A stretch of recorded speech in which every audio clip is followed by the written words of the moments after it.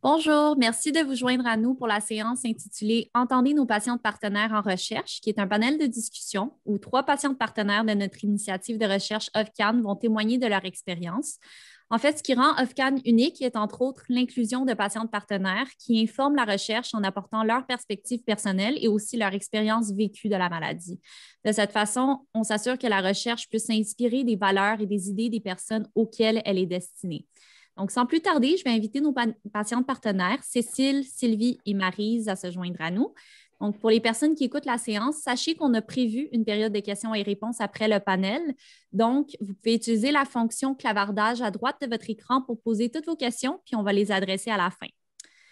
Avant d'entamer la discussion, j'aimerais que chacune de vous vous introduisiez. Donc, pouvez-vous dire votre nom, votre âge, votre diagnostic et l'année de votre diagnostic et finalement un peu sur où vous en êtes aujourd'hui avec votre expérience de la maladie. On va commencer avec Cécile. Bonjour tout le monde, donc je m'appelle Cécile, j'ai 36 ans et j'habite à Montréal. J'ai été diagnostiquée avec un cancer des ovaires de bas grade en 2015. Les lignes de traitement dites conventionnelles, chimio, chirurgie, hormonothérapie n'ont pas fonctionné. Donc je suis actuellement dans un essai clinique. Merci, bonjour Cécile. À Sylvie? Bonjour, mon nom est Sylvie Alde. J'ai 53 ans. J'habite Val-des-Monts, dans l'Outaouais. Je viens de la Montérégie, toutefois, plus précisément à Saint-Mathias-sur-le-Richelieu. J'ai été diagnostiquée en 2008 avec un cancer de l'ovaire de stade 1, grade 3, cellules claires. Avec mon conjoint, pendant quelques années, on tentait de fonder une famille et c'est à travers ces démarches d'investigation que j'ai été mise en contact avec une des rockstars en oncologie, pour ne pas dire la rockstar à Montréal, la docteure Diane Provencher. On n'était pas trop certain s'il s'agissait d'un cancer parce que les ovaires, c'est très cachotier. Comme ma mère venait de mourir d'un virulent cancer du pancréas, j'avais pas du tout envie de garder quelques bosses que ce soit nulle part. Alors, j'ai accepté, ou plutôt, j'ai quémandé d'avoir une chirurgie et l'ablation de l'ovaire qui était récalcitrant. Mais j'avais quand même autorisé d'enlever tout ce qu'il y avait de cancéreux si jamais il était trouvé une forme de cancer quelconque. Il y avait aussi une solution de faire le suivi de l'évolution d'un kyste aux ovaires. Mais le choix de la chirurgie, c'était une Moses de bonne idée parce que pendant l'opération en pathologie, on avait envoyé les échantillons de mon ovaire et le diagnostic est rapidement revenu. Puis, bref, on m'a enlevé mon usine de fabrication de bébés. Et puis, le lendemain matin, je vous avise, je vous dis, c'était une mauvaise journée. C'est tout le temps une mauvaise journée pour nous, les femmes, quand on apprend l'annonce d'un cancer. Mais vraiment, pour moi, c'était... j'apprenais non seulement que j'avais un cancer, mais que je ne pourrais pas avoir d'enfant. Donc, c'était beaucoup de deuil. Et la jeune résidente qui m'annonçait tout ça, j'ai quasiment dû la consoler parce que moi, j'avais de la morphine, puis pas elle. Alors, c'est ça. C'est quelques semaines plus tard qu'on m'annonce que le type et le grade est agressif puis que je dois faire une chimio. On me propose de faire également un essai clinique sur l'Avastin parce que dans la mesure où les grades dangereux et les stades peu avancés, c'est rare qu'on les diagnostique très tôt. Alors, c'est toujours pareil. On n'a toujours pas de moyen de détecter les cancers. Et puis, on n'a que le 125. Puis, on a toujours des symptômes diffus, pour ne pas dire confusants. Bref, j'ai fait la chimio standard, comme toutes les femmes, carbotaxol, et on a ajouté Avastin pour 6 mois. Les autres 6 mois, j'ai reçu de l'Avastin, tout seul. J'avais une infirmière de recherche formidable qui m'a suivie pas à pas pendant l'essai clinique. Puis moi, je suis en rémission totale. Je sais que je suis chanceuse depuis ce temps-là. À chaque jour, j'essaie vraiment de garder ça en mémoire parce qu'on oublie souvent qu'on a une date de péremption et on vit tout le temps comme si on était immortel. Enfin bref, le désir d'avoir des enfants, ça m'a étrangement sauvé la vie. Merci, Sylvie. Maryse? Bonjour, je m'appelle Maryse Daigle, je vis à Montréal, j'ai 47 ans et j'ai été diagnostiquée il y a 1 an et demi d'un cancer de l'ovaire de stade 4, plus précisément un carcinome séreux avec mutation BRCA1. Donc, c'est pas mal un des plus répandus, je crois, de cancer de l'ovaire. Après 6 mois d'aller-retour au sans rendez-vous pour trouver pourquoi j'avais l'air d'être enceinte de 5 mois puis que je cherchais mon souffle, je me suis finalement ramassée à l'urgence au CHUM. Et puis, on a ponctionné 6,5 litres de liquide de mon ventre puis autour de mes poumons. J'ai fait 6 mois de chimiothérapie. On m'a enlevé l'utérus, les ovaires, les trompes au bout de 3 mois.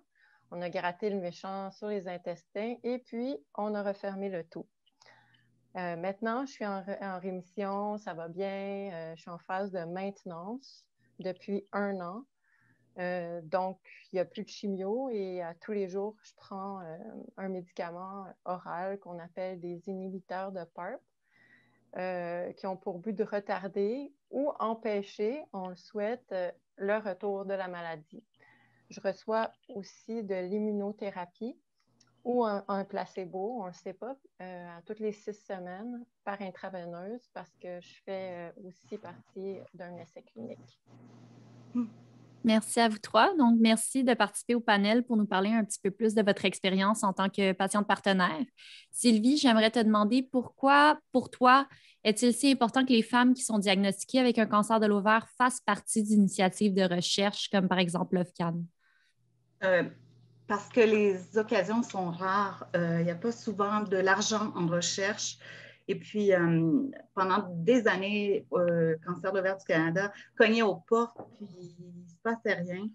Mais je pense que la dernière round, c'est des femmes acharnées, les dirigeantes d'OCC, les patientes partenaires, les bénévoles ont vraiment réussi à convaincre le Parlement d'avoir des sous. Alors, c'est la moindre des choses que des patientes maintenant s'investissent un tout petit peu à leur tour pour faire honneur à ces femmes-là qui sont allées au front demander des fonds, puis il y avait comme message aidez-nous à sauver des vies. Les députés ont entendu cet appel-là, puis maintenant, je pense que c'est le tour des patientes de pouvoir les aider. On n'est pas nécessairement des scientifiques, en tout cas pas moi, mais je pense que les femmes qui ont le cancer de l'ovaire sont les mieux placées pour parler de la maladie, de la chimio, des effets. C'est les meilleurs porte-parole possible. Puis, on peut participer à OFCAN parce qu'on veut et on peut faire une différence avec nos histoires, nos vécus, parce qu'on veut que les soins soient sans cesse améliorés, que la qualité de vie des patients soit de mieux en mieux et prolongée. Puis, que les soins soient adaptés aux besoins. Puis on veut que les autres femmes ou nous-mêmes passent à travers. On fait parce que la recherche, c'est l'espoir. C'est le seul, pas le seul, mais l'ultime espoir d'une guérison ou d'une vie meilleure. On le fait aussi parce que, mine de rien, on apprend beaucoup. On apprend beaucoup sur la maladie, toutes les facettes. Et ce qu'on connaît mieux nous fait souvent moins peur. Justement, en parlant de connaissances, nous avions, avec Cancer de l'ovaire, on a accès à des cours, des conférences. On prend vraiment connaissance des dernières recherches de pointe sur le cancer de l'ovaire. Puis ça, c'est de l'espoir en barre. On le fait parce qu'on a la chance de rencontrer des chercheurs, des experts qui sont au cœur de la recherche sur la maladie et qui travaillent ultimement pour les patientes. Je crois que les chercheurs n'ont pas toujours la chance de rencontrer des patientes qui bénéficient potentiellement et ultimement de leurs travaux. Ne serait-ce que ça, je pense que c'est très motivant pour eux et elles surtout. Elles cherchent la découverte de nouveaux médicaments puis des meilleures compréhensions de la maladie. Puis ça, c'est pas pour les souris, c'est pour les femmes. On le fait aussi parce que quand on participe, ça nous donne un sentiment de contrôle. On prend comme en ligne nos propres soins, on prend des décisions, parce que souvent la maladie produit ce sentiment d'impuissance puis de perte de contrôle. Et là, tout à coup, on reprend un peu le contrôle sur nous. On le fait aussi parce qu'on rencontre vraiment des gens remarquables. Vous en avez là des modèles devant vous. Je n'avais jamais rencontré, je pense, dans un seul forum autant de femmes brillantes, des femmes fortes, des femmes inspirantes, des femmes remplies d'espoir, puis que ce soit les chercheurs ou les patientes. Puis moi, j'ai toujours le sentiment que quand j'entends une sœur de turquoise raconter son histoire, ben, je me reconnais tout le temps un petit peu dans chacune d'entre elles. Puis ça permet, je pense, que plus aisément d'être dans un terrain connu puis de tisser des liens. Puis finalement, on le fait parce que c'est une bonne idée. C'est une bonne idée que les patientes partenaires participent à la prise de décision sur des enjeux aussi importants que la recherche les concernant. Parfois, certaines recherches peuvent apparaître intéressantes pour les chercheurs sur le plan purement intellectuel, mais les patientes, elles, qu'est-ce qu'elles veulent? Des détections rapides, des médicaments qui s'attaquent aux mauvaises cellules et laissent les bonnes tranquilles, des médicaments qui sont curatifs, des soins personnalisés, des médicaments de maintien, des vaccins. C'est ça qu'on veut. On veut vivre. Puis finalement, il y a mille et une raisons de s'engager. Là, j'en ai nommé quelques-unes. Mais moi, je le fais parce que j'ai envie. Puis je le fais beaucoup à la mémoire d'une amie.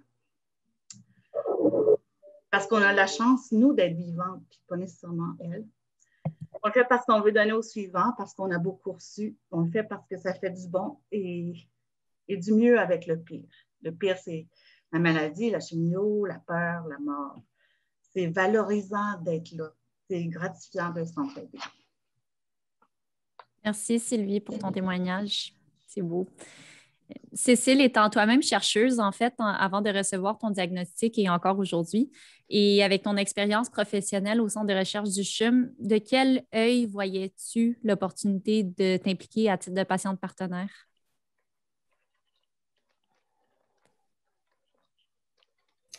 Pardon. Donc ça, comme tu l'as dit, je suis moi aussi chercheuse dans la recherche scientifique. Et donc, dès le début, en fait, j'ai approché vraiment mon diagnostic avec un regard scientifique. Je voulais comprendre tous les aspects techniques de ce qui m'arrivait, comme quelles étaient les spécificités de mon type de cancer, est-ce que j'avais des mutations génétiques, quelles pouvaient être les cibles des traitements qu'on me proposait aussi à l'époque. Mais comme chaque personne a ses propres particularités, et en plus dans mon cas, j'ai un type qu'on dit un peu plus rare de cancer des ovaires. Donc, ces informations étaient vraiment difficiles pour moi à trouver et parfois juste inexistantes. J'ai donc compris que ma recherche d'informations était limitée par ce manque d'avancées scientifiques. Et quand j'ai su que j'avais l'opportunité de faire partie de l'initiative OFCAN, ben, j'ai vraiment sauté sur cette occasion. Parce que de cette façon, je peux partager mon expérience de patiente. Et comme l'a dit Sylvie, on est vraiment au premier plan là pour partager notre vécu du monde médical. Et je peux aussi utiliser mes connaissances scientifiques pour donner mon avis et être partenaire dans les décisions de recherche. Merci Cécile. Maryse, toi aussi, tu as une expérience professionnelle qui est étroitement liée à la recherche, particulièrement dans le domaine de la santé avec un rôle de vulgarisation de la science. Pour toi, est-ce que ça a joué dans ton expérience avec ton diagnostic ou avec ta compréhension de la maladie? Oui, ça a joué. Moi, j'ai travaillé 5 ans dans un centre de recherche médicale. Puis c'est 5 années où j'ai vu des chercheurs, des étudiants, des infirmières de recherche se démener pour comprendre la maladie, puis recruter des patients pour tester des traitements avec l'espoir de trouver le bon. J'adore ce monde-là, la passion qui anime les scientifiques. A fait qu'une des premières choses que j'ai voulu savoir quand l'oncologue est arrivé le matin, après une nuit à l'urgence à apprivoiser l'idée de mourir bientôt, c'est si je pouvais participer à un projet de recherche. Bon, d'abord parce que je voulais mettre toutes les chances de mon bord, évidemment, mais aussi pour que ce que je vis, ça puisse servir aux autres, pour ne pas passer à travers tout ça pour rien. pour qu'un jour, on puisse guérir les femmes, pas juste les guérir, les femmes, mais en fait, carrément faire en sorte qu'elles ne tombent pas malades du tout. Donc, finalement, c'est arrivé, puis je suis embarquée dans un essai clinique il y a 1 an et demi. Cécile, tu as mentionné plus tôt que tu as un sous-type rare du cancer de l'ovaire. En tant que patiente partenaire d'OVCAN, mais aussi en tant que femme qui est diagnostiquée avec un cancer séreux de bas grade, est-ce que tu te sens entendue? Pas tout le temps. Je vais m'expliquer. Je pense que ça peut être le cas pour n'importe quelle personne, qu'elle soit diagnostiquée avec un cancer commun ou plus rare. Même si on passe par plusieurs étapes communes, chaque parcours est vraiment différent à cause de l'âge, à cause du moment de vie personnel ou professionnel auquel la maladie est apparue. Donc, peu importe le type de cancer, je pense qu'on peut ne pas tout le temps se sentir entendu. Et quand c'est mon cas, quand j'ai l'impression d'être laissée toute seule dans cet univers médical avec beaucoup d'inconnus et pas beaucoup de réponses, souvent je me mets à me comparer aux autres, ce qui n'est pas forcément une bonne chose, mais je me dis, j'aimerais vraiment l'avoir plus facile comme telle ou telle personne qui l'a juste meilleure en ce moment, mais je me rends compte aussi que je l'ai bien meilleure que plein d'autres personnes. Comme on dit souvent, quand on se compare, on se console. Et c'est vrai. Donc, je me dis que je l'ai bien meilleure que beaucoup d'autres personnes, des femmes qui sont parties trop tôt, trop vite, et justement sans pouvoir bénéficier des avancées de la science. Donc, je m'estime vraiment chanceuse. Et donc, en tant que patiente partenaire d'OVCAN, je suis très contente de pouvoir apporter ma voix et justement que l'une des missions de l'initiative soit de prioriser des projets de recherche qui investiguent des types plus rares de cancer des ovaires. Merci, Cécile. Et toi, Maryse, est-ce que tu peux nous parler un petit peu de ta trajectoire? Comment est-ce que tu en es arrivée à devenir patiente partenaire au sein d'OVCAN? Depuis que j'ai commencé mes traitements, je passe presque 2 jours au CHUM toutes les 3 semaines. Donc, avec le temps, à force de voir comment tout le monde se décarcasse là-bas pour me soigner, je me trouvais désespérément passive et inutile. Alors, il fallait vraiment que je fasse ma part, que je sente que je joue un rôle actif dans cette histoire-là. Alors, j'ai fini par demander à ma gynéco-oncologue, Dr Provencher, dont on a parlé un peu plus tôt, comme une rockstar, si je pouvais, d'une manière ou d'une autre, lui être utile. Moi, j'avais un background en communication, du temps à revendre.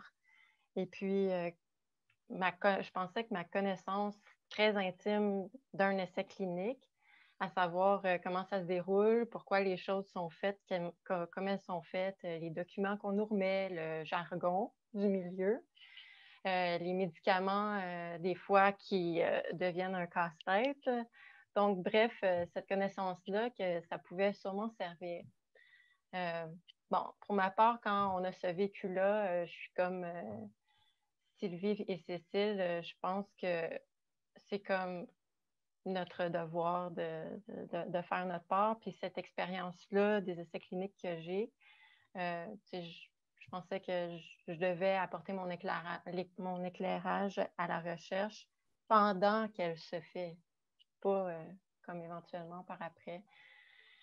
Donc, au bout du compte, Dr Provencher m'a proposé de devenir patiente partenaire dans le cadre d'un projet de recherche qui va démarrer là, bientôt, qui est financé par OVCAN de la Fondation Cancer d'ovaire Canada. Puis l'idée de cette participation-là, c'est qu'à différents stades du projet de recherche, que j'apporte mon point de vue de patiente. Ce que je pense qui est pas... On n'est pas parfaitement habilité à comprendre ce que c'est si on n'est pas passé à travers cette épreuve-là, en quelque sorte. Merci. Tantôt, Sylvie nous a parlé de plusieurs raisons pourquoi il serait important de participer à titre de patiente partenaire.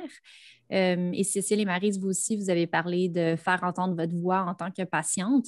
Cécile, comment décrirais-tu concrètement ton rôle en tant que patiente partenaire? Donc, comment résumerais-tu ce que tu fais en tant que patiente partenaire? Je demande la question surtout pour d'autres femmes qui vous écoutent en ce moment de la maison et qui peut-être seraient intéressées à participer pour qu'elles comprennent un petit peu mieux c'est quoi concrètement. D'accord. Donc, être patient partenaire, c'est vraiment être assise à la table à discuter de science et de notre expérience avec les professionnels de la santé, mais aussi avec d'autres femmes qui passent à travers un cancer des ovaires.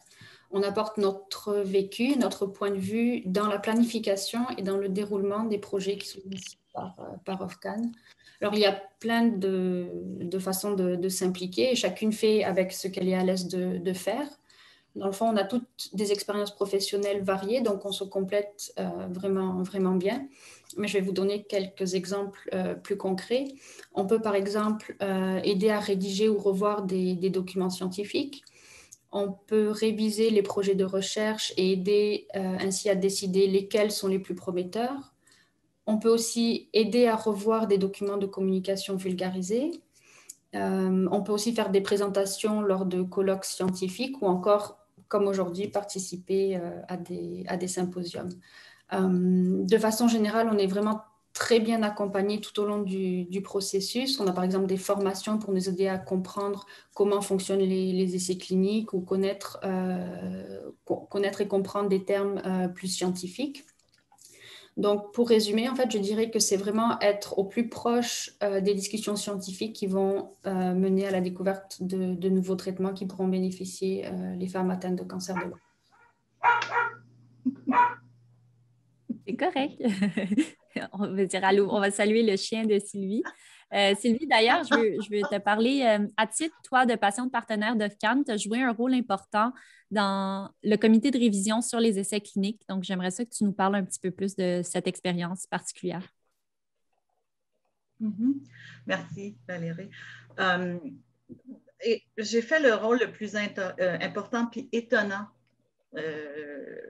au sein d'OFCAN. C'était un privilège vraiment là, pour moi parce que Cancer de l'ovaire du Canada avait reçu 10 millions de dollars sur 5 ans.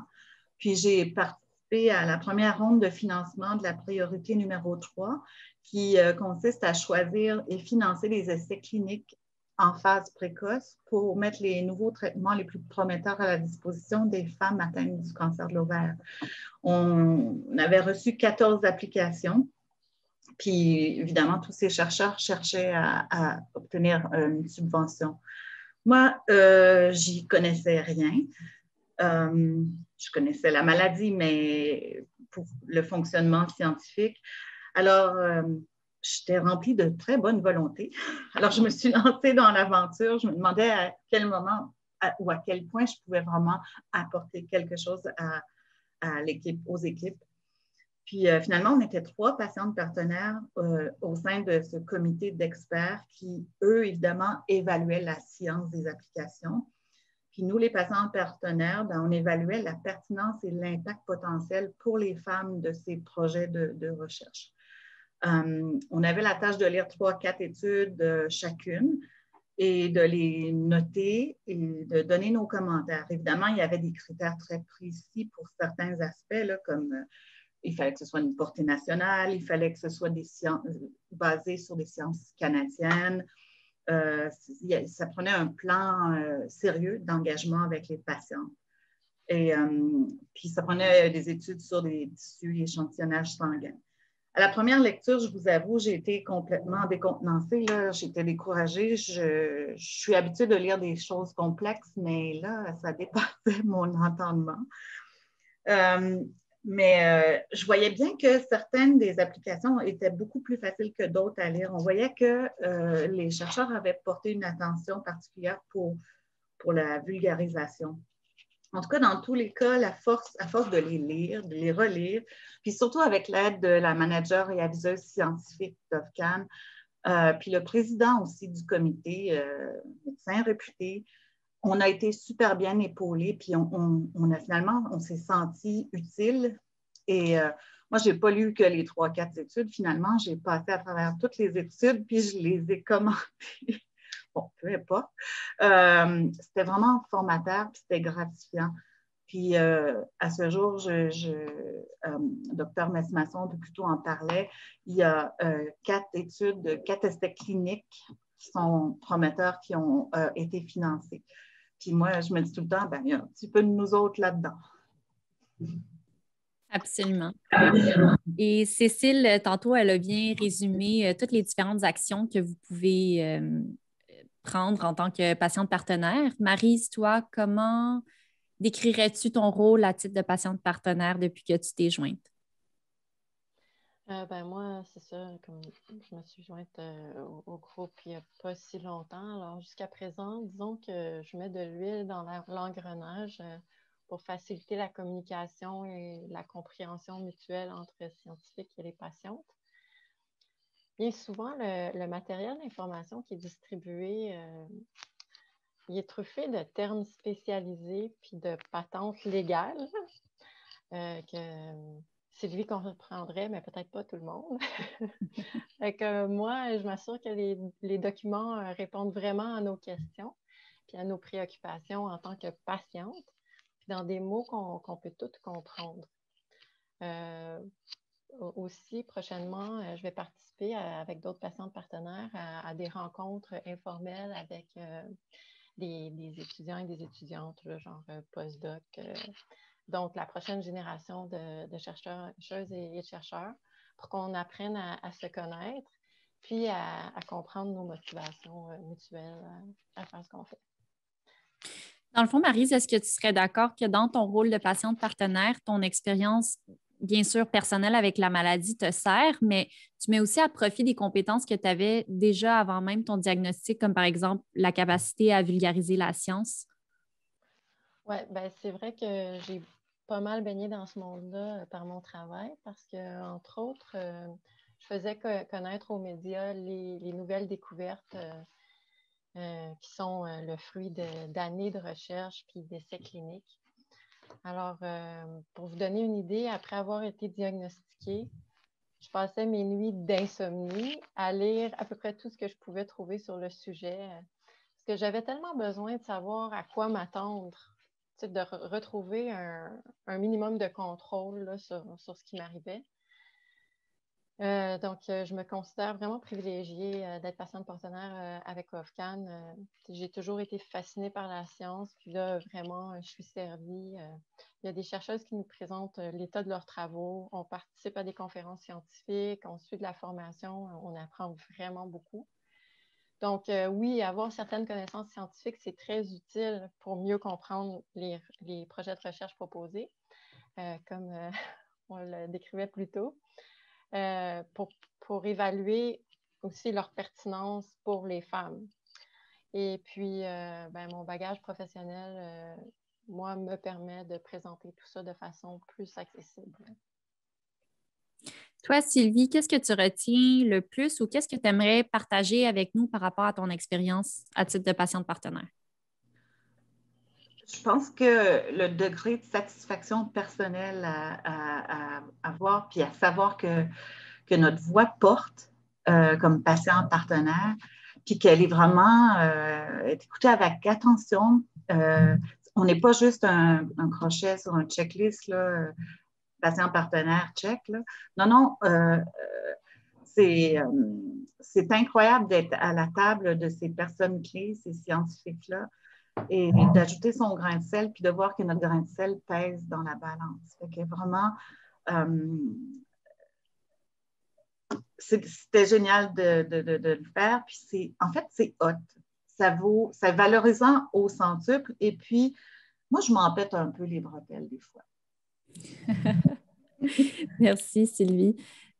Cécile, on l'a mentionné plus tôt à notre première séance de la journée avec Michel Brunet, qui est un membre du conseil d'administration de Cancer de l'Ovaire Canada, mais on a parlé du fait que tu es un visage et une histoire que plusieurs membres de notre communauté connaissent très bien.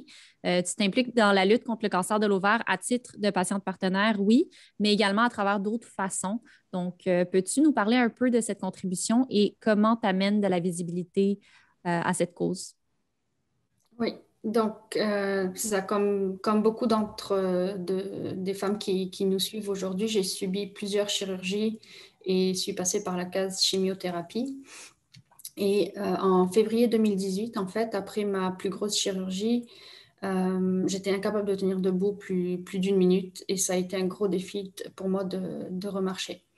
Et je savais aussi qu'avec la chimio qui s'en venait, que ça allait être que ça allait apporter encore plus d'épreuves.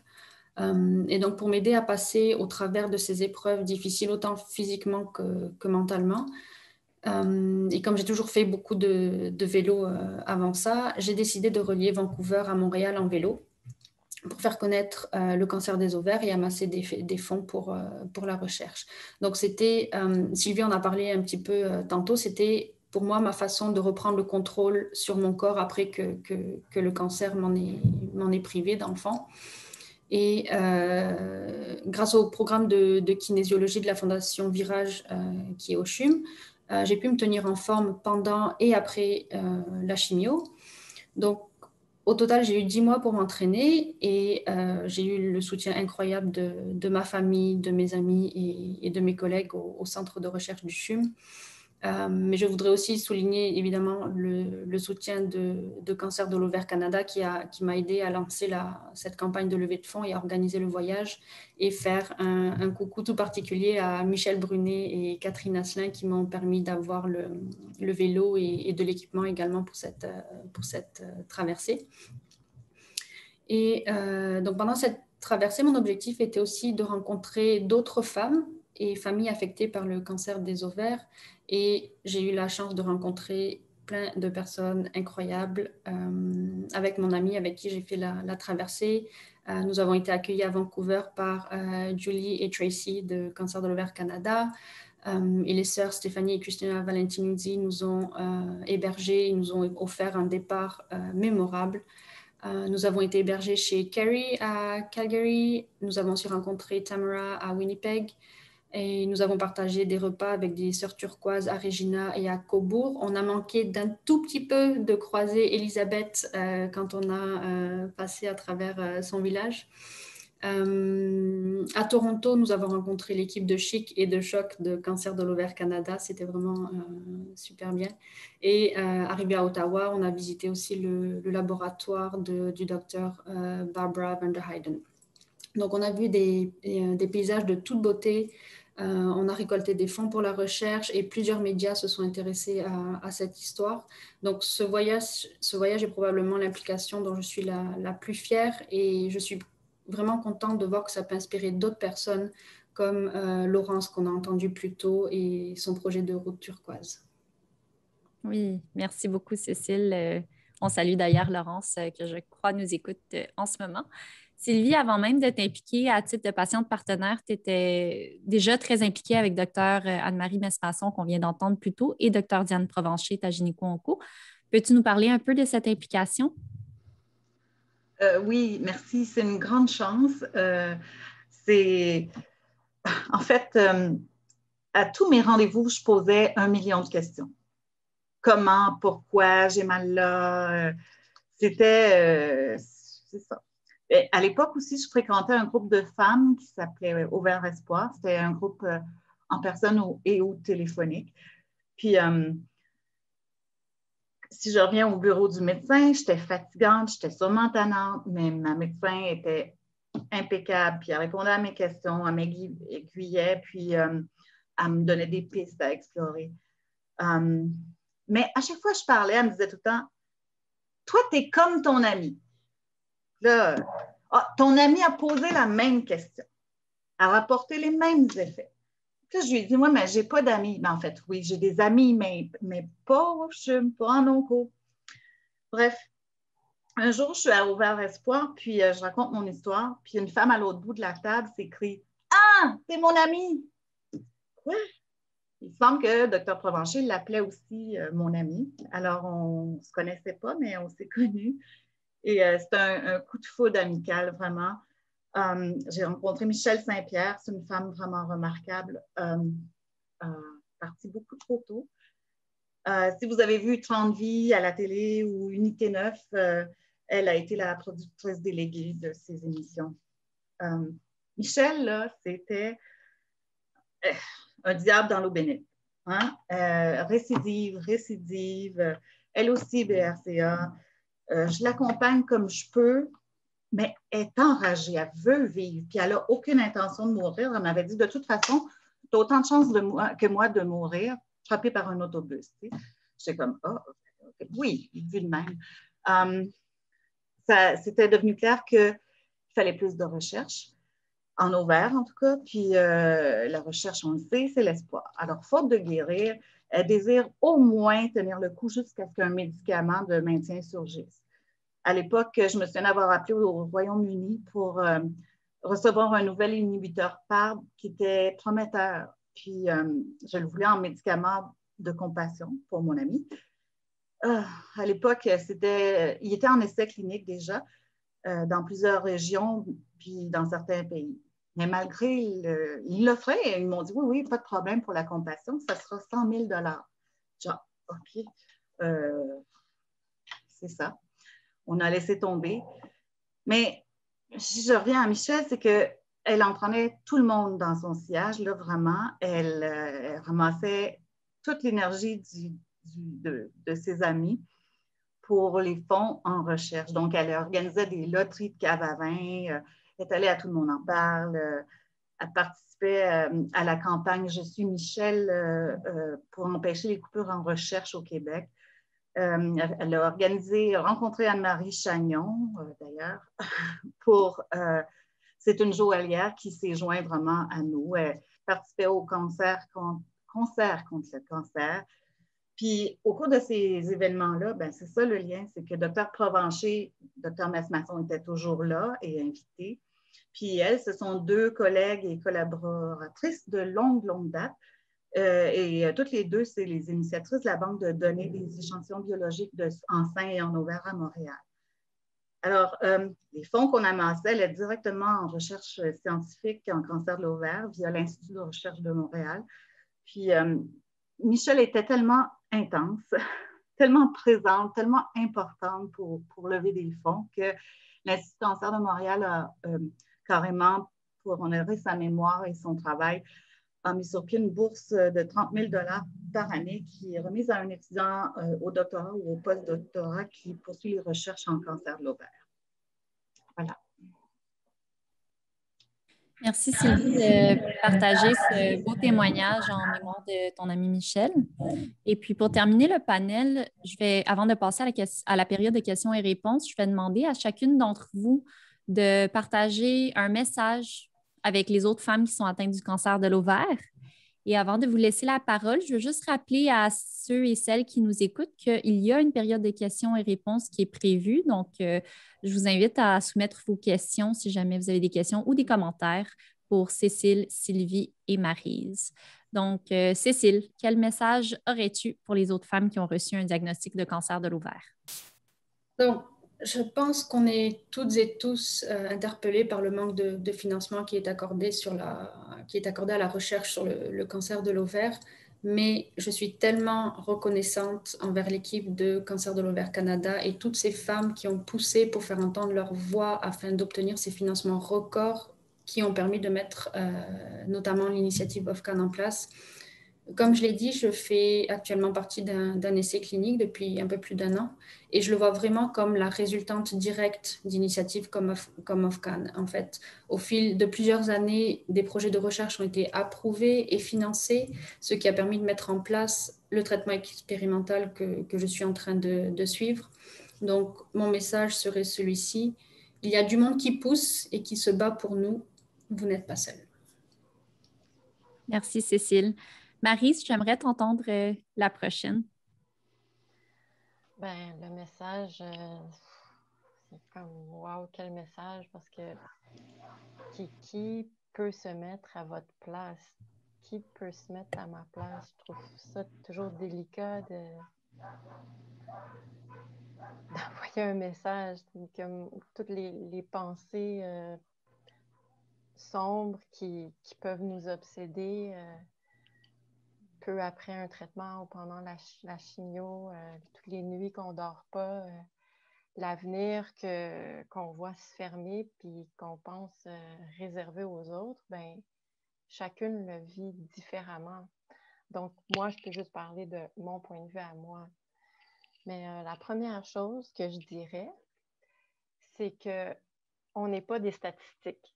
Donc, peu importe ce que les statistiques disent, là, on s'en fout parce que notre but ultime, c'est de les déjouer, de les faire mentir pour nous puis tous ceux qu'on aime. Fait qu'on lâche les statistiques, puis on se voit comme des championnes qui en bavent. Là, on est des olympiennes, OK? On vit des émotions, des sensations fortes, puis comme des révélations même que personne d'autre a la chance de vivre. Mais ça va être mauditement récompensé. Parce que le cancer, c'est pas nécessairement une fatalité. C'est ça qu'il faut se dire. C'est pas vrai qu'on va passer à côté des plaisirs de la vie, puis de l'amour des gens qui nous entourent, puis même dans les gestes les plus petits, pour se faire manger tout rond par cette affaire-là. Fait que moi, je dirais qu'on bouge autant qu'on peut, on respire à plein poumon, on se remplit les yeux puis les oreilles de la beauté de la vie dans chaque moment qui existe, puis on aime, puis on se laisse aimer là, comme jamais avant. Puis surtout, on se rappelle que si on peut être ensemble aujourd'hui, si moi, je suis encore vivante, puis vous aussi, ben c'est grâce à toutes les patientes qui ont payé de leur vie au fil des générations, à toutes les personnes soignantes qui ont été à leur chevet, puis aux scientifiques qui ont trouvé des traitements, puis qui continuent d'en chercher de meilleurs parce qu'ils n'ont jamais arrêté de croire qu'ils pouvaient battre l'ennemi. Alors là, c'est à notre tour. Il faut être le leader de notre équipe, là. Avec notre médecin, notre infirmière, tout le monde autour de nous, on serre les coudes, puis on fonce. Puis chaque minute qui passe, ben c'est une minute où il y a des milliers de chercheuses puis de chercheurs dans le monde qui comprennent un peu mieux comment déjouer cette affaire-là. Chaque jour qui passe, c'est un jour où il y a des patientes aux quatre coins de la planète qui vont essayer des nouveaux traitements. Puis savez-vous quoi? Ben, dans bien des cas, là, il y en a qui vont en profiter pour de vrai. J'en connais, puis je pense bien en faire partie. Puis pour finir, ben, à chaque année, c'est une année où il y a des découvertes qui vont être faites, puis les gouvernements vont approuver de nouveaux médicaments. Puis ça, ben, ça va nous rapprocher du moment où on va être sauvés pour de bon. Qu'on va enfin pouvoir répondre au monde là, qui nous demande comment ça va. Là, on va pouvoir leur répondre avec assurance, puis sans mentir. Oui, je suis guérie. Fait que, bref, il y a beaucoup d'espoir. Chaque heure, chaque mois, chaque année, c'est de l'avenir, là. C'est comme un feu d'artifice d'avenir pour nous autres. Fait que, entre-temps, on savoure chaque instant autant qu'on peut. Merci, Maryse. Sylvie, sans vouloir trop te presser, moi, je garde un œil sur le temps. Donc, si jamais tu as un message, un court message à partager avec les femmes qui nous écoutent aujourd'hui. OK. Écoutez, go, go, go! On lance les comptes, là, tu sais, attendez pas. Vous voyez comment les femmes qui sont là font une différence. Elles sont inspirantes. Je sais que c'est peut-être surfait, mais on fait de la limonade avec les citrons qu'on a reçus. Alors, vous avez vu, il y a plein de façons de participer. Chacune peut apporter. Venez vous occuper de vous, puis vous occuper de vos sœurs, vos filles. Puis, juste pour terminer, bonne fête des mamans à vous toutes. Merci d'avoir fait des mini-vous, des mini-humains. Merci, Sylvie. On n'a pas reçu de questions. En fait, c'est très inspirant de vous écouter. Ce n'est pas juste moi qui le dis, c'est des commentaires que j'ai reçus, même si on n'a pas reçu de questions. Donc, ça tombe bien, ça nous sauve un peu le temps qu'on dépasse, mais on va maintenant terminer la séance. Donc, Marie, Sylvie, Cécile, vraiment un merci sincère de votre participation à ce panel et de votre implication au sein de Cancer de l'ovaire Canada à titre de patiente partenaire et de toutes les autres façons que vous vous impliquez pour cette cause. Et puis, je suis certaine que vous en avez inspiré plusieurs aujourd'hui. Donc, on va prendre un moment pour se dégourdir parce qu'il y a une pause exercice qui est prévue qui commence maintenant, il y a 3 minutes. Et c'est une petite pause d'étirement qui est conçue spécialement pour vous. Puis après ça, on se retrouve à 13h45 pour rencontrer la prochaine génération de chercheuses sur le cancer de l'ovaire. Donc, vous ne voulez pas manquer ce panel-là à 13h45. Je vous salue. Oui.